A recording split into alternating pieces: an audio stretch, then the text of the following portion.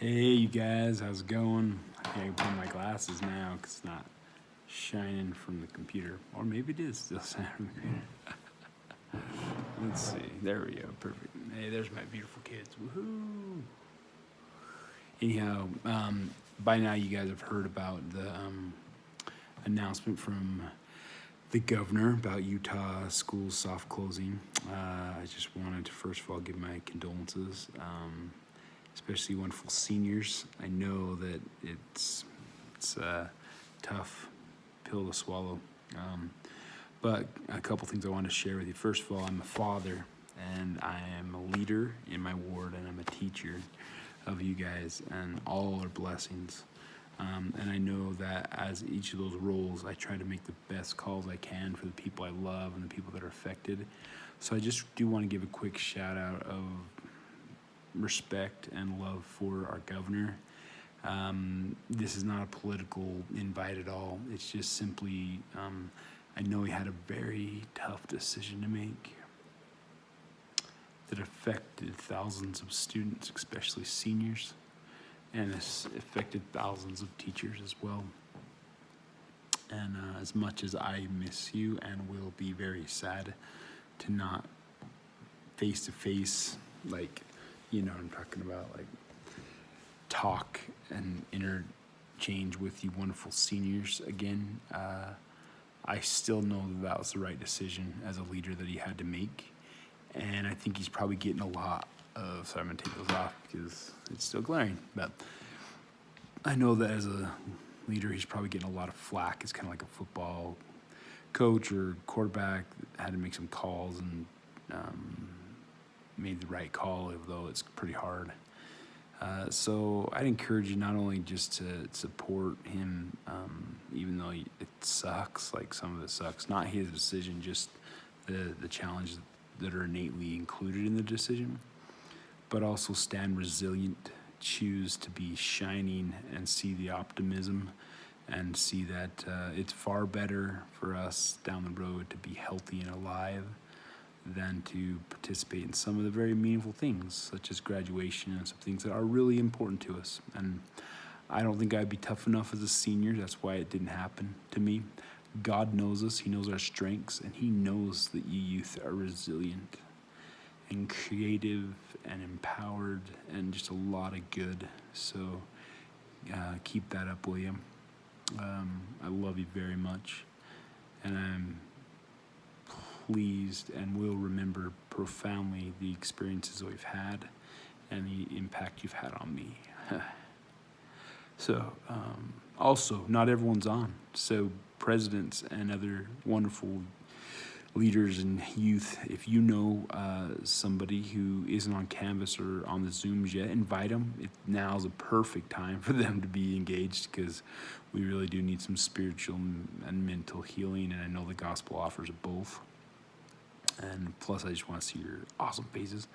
Just so you know, my new schedule is 10 a.m. for everyone that wants to come, but mostly developed for my second and my sixth periods. That's so that they can associate with their friends that were in the in-class experience that they're having.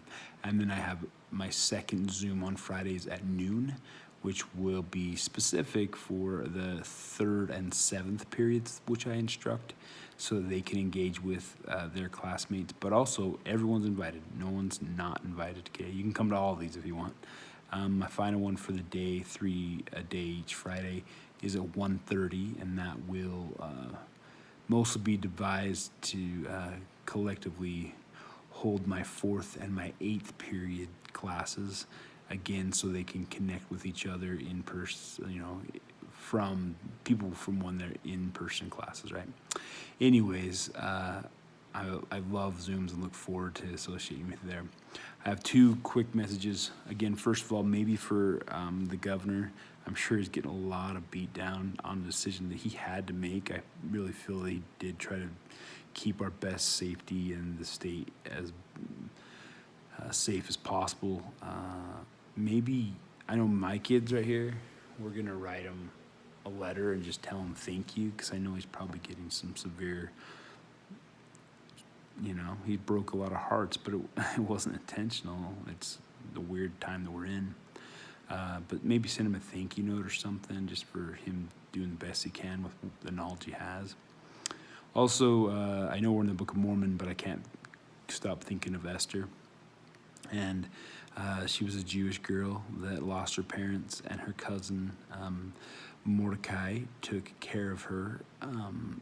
And pretty much he's old enough that it felt like a father-daughter relationship. And Haman, this wicked dude, devised a thing to kill all the Jews, and Mordecai, at this time, Esther had been taken to the kingdom and been made the queen just because she was beautiful and wise, and just the king really was taken with her. And so she was a Jew, but she was the king's queen, right? Which was pretty intense. But anyway, Haman got a law written that you couldn't appear before the king without being summoned, and if you did, then you would lose your life. Trying to protect the king, and anyway, actually trying to keep some pretty mess up things going on. But Esther was invited by her cousin / surrogate father to go before the king anyways. And he said, and who knows that if you were not preserved or in the kingdom for a time such as this, saying, hey, you're at this position of power and opportunity, because I think God knew you could do it. And she says, okay, well, all the Jews fast and pray. All these wonderful handmaids in the palace will fast and pray with me. And then I will go before the king. And if I perish, I perish. Now, I don't think any of us are going to die. I really hope not, right? But can we have that same type of commitment to the challenges that we have? People are looking to you right now. People my age, people your age, people your grandparents' age, and your parents. I'm your parents' age, but they're looking to see how you deal with this challenge, and your resiliency will reach out and affect and bless their lives. So I challenge you as a friend and as a teacher and as a leader to get outside yourself during this very challenging time, especially seniors who are going to probably miss out on some significant things. Find new happies, find new places that will bless your life, and embrace those. And your resiliency, again, is going to bless a lot of people who are watching you to see how you deal with this. And God wouldn't have brought it on your plate if he knew you couldn't handle it, and he knows you can. So do all you can, be all you can, shine brightly, remember who you are, because it is dang special.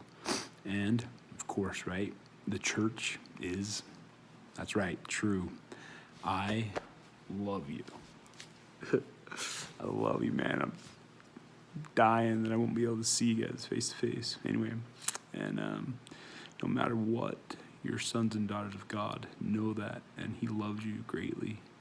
And I hope this video post is the third one I've made. Been having a hard time trying to get it posting, but I love you very much. And who knows, if you are seniors and juniors and sophomores in high school for times such as this, that you might prove yourself. I know it'll please the Lord if you do the right things with this. Again, also invite people to jump on Canvas and in Zooms. I love you. And take care of yourself and take care of each other. Much love.